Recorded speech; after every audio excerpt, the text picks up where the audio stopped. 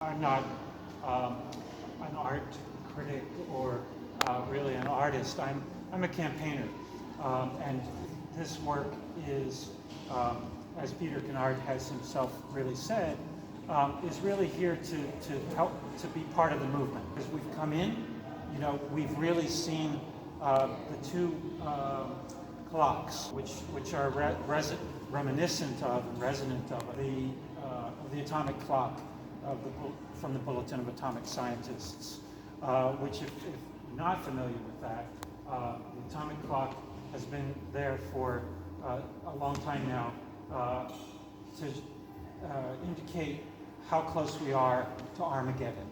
And it's done that for many years, and during the Cold War, it came very close to midnight, during the height of the Cold War, I should say, because we're still in the Cold War, of course. And now, actually, the atomic clock, the Bulletin of Atomic Scientists, now they integrate the existential threat of climate change, the climate emergency that we're facing, as well as the threat of nuclear weapons. And they actually say that the hands stand now at 100 seconds to midnight. And so that's closer than it's ever been. And it's because of both of those threats to humanity and to the planet that we're faced with. The title of the exhibition is Code Red.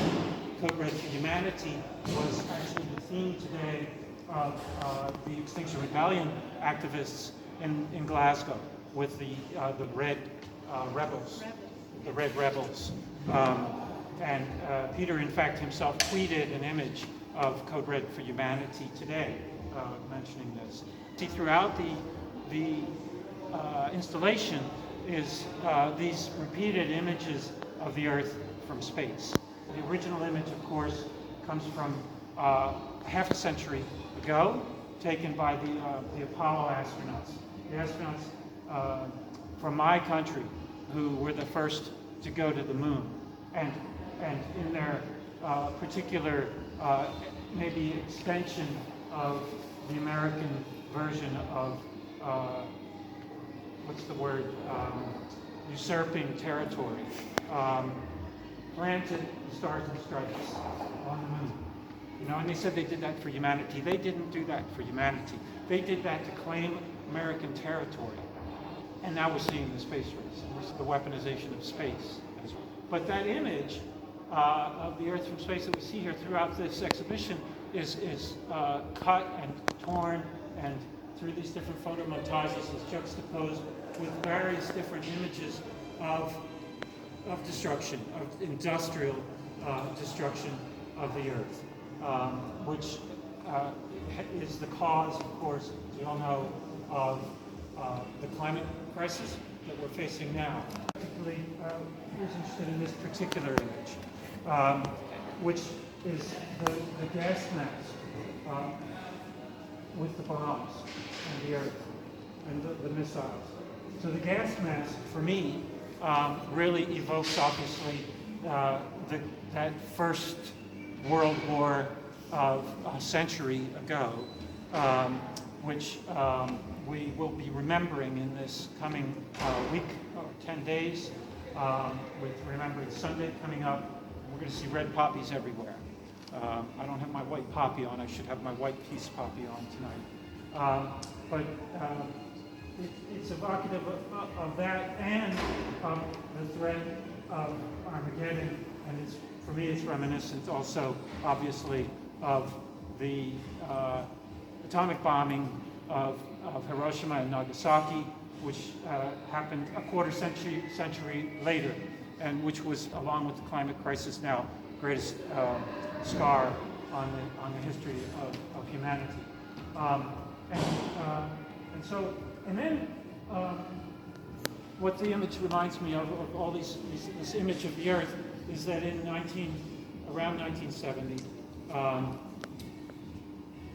50 years ago, half a century ago, we first saw that image, and that image appeared really as kind of the icon of what became the environmental movement in the 70s, which was a great possibility of hope for us. for the planet. And I remember having in our house that my daughter Fiona was here. Remember the Whole Earth catalog, which was published in about 1970, with that image on the cover from space. And what it said, what it represented for us at that time was we saw the Earth for the first time as a whole and with no borders. And we saw it, the fragility of the Earth in space as our only home, our shared home, the home of humanity, which, I can start crying right now, which is so under threat, and which, at COP26, they're not doing enough about.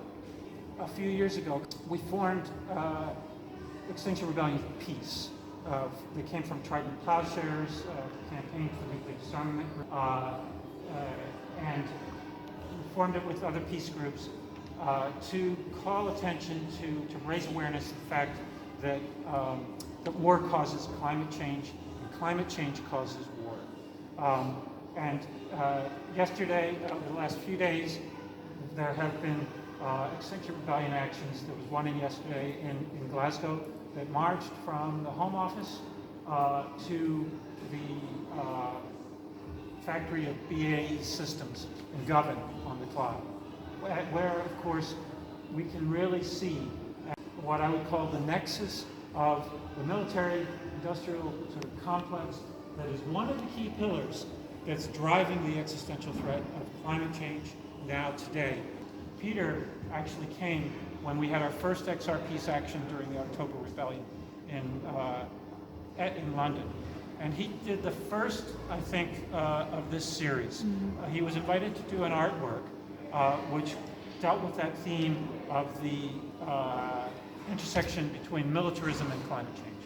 And he started thinking about the Earth, the image of the Earth, and he did an artwork in front of the Ministry of Defense, where we had blocked the road for the day, kicking off that October Rebellion.